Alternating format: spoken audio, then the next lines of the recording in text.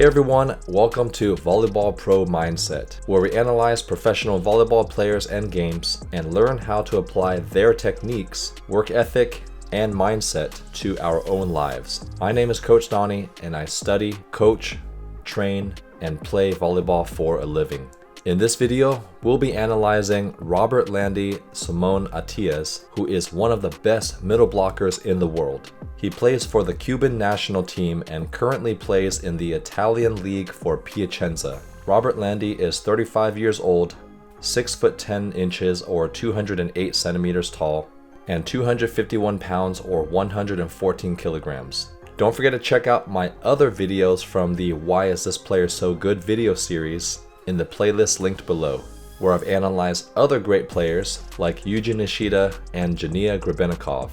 Watch all the international volleyball games from the Volleyball Nations League, Pro Beach Tour, World Club Championships, Olympic qualifiers, and more with Volleyball TV, which is a live streaming and on-demand service. Use my discount code and link below to get 20% off all subscriptions and watch your favorite players and teams today. Here are 5 reasons why Robertlandy Simon is one of the best middles in the world. Simon is taller than the typical professional middle, has long arms and high shoulders. What I mean by high shoulders is that the starting point of his shoulders is already higher than someone typical of his height, so his starting reach is closer to someone who is 7 feet tall or 214 centimeters. This also allows him to penetrate earlier and further over the net than most middles during his blocking motion. Good blocking technique requires you to shrug your shoulders forward to maximize your reach, but his shoulders are already higher than average, so he's almost always starting in a pre-shrugged position, allowing him to block earlier and faster over the net. Robertlandy has an incredible spike reach of 12 foot 7 inches or 383 centimeters. That's more than 3.5 feet or 140 centimeters above the net. Not only is his chest above the net, but his entire arm as well. In addition to his incredible vertical jump, he also gets off the ground very quickly with minimal hip and knee bend due to the physiology of his legs. He has longer legs than average relative to his height. This means that he does not have to squat as low as someone with average proportions to generate enough vertical force due to the leverages of longer limbs. He also has a longer Achilles tendon coupled with a shorter calf muscle, which is a signature physiological trait for high jumpers who are naturally very springy.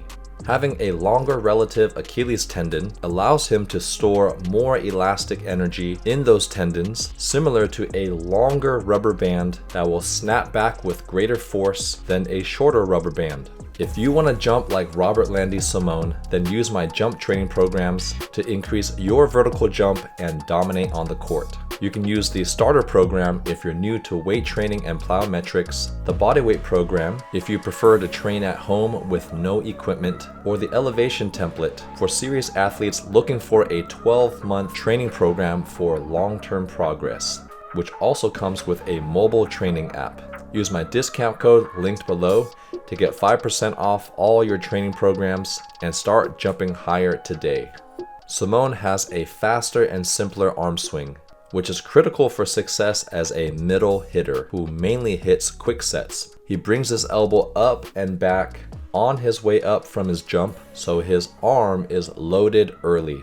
Then he quickly swings from that elbow back position without lowering his elbow through the arm swing motion. This is different than most hitters, such as outside and opposite hitters, who generally have a big windup. Having a faster and simpler arm swing gives the blockers less time to react and read the hitter. Combine his height, quick off-the-ground jumping ability, and simple and fast arm swing makes him nearly impossible to block on a good set. He simply gets on the ball too fast and too early for most blockers to even touch the ball. The only way to stop him is to fully commit block and jump early, which is a big disadvantage for the blocker. Spiking extreme angles is more than just jumping high. It also requires great timing, court vision, and accurate ball contact and placement.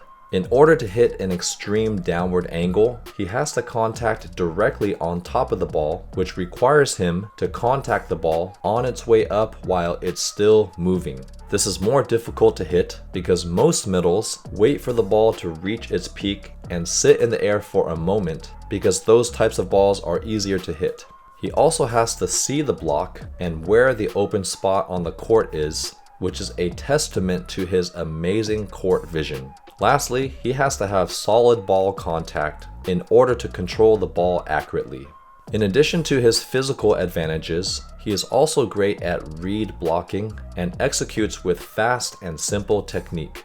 As a middle blocker, you have the toughest job at the net because you have to read the situation on who's the hot hitter, read the setter on his decision making, and then read the hitter who is actually getting set on where they're going to hit. He is very quick on his feet and even faster at reaching over the net right when the hitter is about to contact the ball, and creates a wall that very few people can hit past. He positions his feet to the zone where he thinks the setter will set while keeping his hands up in case he is wrong and needs to block twice.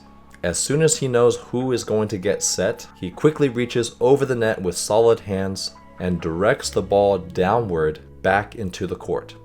Even when he is moving laterally and following one hitter, he is amazing at recovering to block another hitter, and sometimes dives into certain angles at the last minute as he sees a hitter changing direction.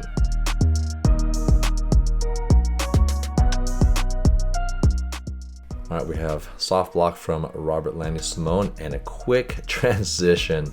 Wow. First of all, this Russian middle is 7 feet tall. See how Robertlandy's hands, he reads that, hands are up, quickly gets a soft block, deflects it, slows it down. See how fast he gets his arms over the net. And then he transitions in 1, 2, 3. So quick transition into a 2-step approach, and he, see how he doesn't even have to bend that low? Look how high his hips are. And he gets off the ground and then beats the block, hits these extreme angles just around that block so quickly in transition. Look at that again, just quick elbow back, getting on top of the ball there. See how his elbow's back and not even low, super high. The ball's still moving and then cuts it off directly on top of the ball there. Beautiful execution. So he gets double fake, and that's what we talked about, blocking twice, and we'll talk about that as soon as he puts the ball away. Look at that crush. So at this level, it's really difficult to read the setters, and you can't know where they're going to set all the time. So Robertlandy starts to shift forward because maybe he realizes that it's more important to stop the middle and the outside hitter. So he gets into the hitting zone here. He ends up committing with the middle there. Good soft block by diving in from the opposite hitter on his club team. Good coverage here. And then a tip over the net for an easy transition. Now this is where Robertlandy is dangerous. Look at that. He only takes a 2 quick step approach, open to the net, and you see how he cuts the ball off before the ball hits the peak of its set, and that's what we call like a true 1. The ball's still on the way up, elbow back, gets directly on top of it, and just an undiggable angle for any libero. Once again, great block from the opposite as they're covering this ball here. And Robertlandy's still shifting over to help block, still closes it in transition. So he's able to block a couple times in a single rally, and he's always available. Look at that, the quick look from the crucero setter into that extreme angle. And look at where his eyes are looking. He sees that the middle from the opposing team is fronting him, which means taking the straight ahead shot, and this angle is just too extreme. The middle from the opposing team tries to cut off the angle, but it's just too sharp. And he passes the free ball, and he does a pump 1. Look at that. They also do a lot of trick plays for Robertlandy because he gets off the ground so quickly. So pump 1 is where you jump hard like you're going to spike a traditional 1 or an A quick, and you pause right when you're about to jump to make the middle blocker jump with you, but you don't jump, and then you jump again as the blocker's on the way down. So this play only works if you're tall and you get off the floor quickly. If you're slow as a middle, by the time you pump fake, the other middle has more time to react and they're still gonna block you. So he passes his own free ball here. He does a hard fake, pauses, and then quickly gets off the ground again for an easy kill. This is a testament to how quick of a middle hitter Robertlandy Simone is. Another great soft block here, always available, and this is a really good setter from, I think, Belgium. He's up even before the set, but they do a great job soft blocking there. Good dig. And then look at that, just springy off the floor and puts away his own overpass.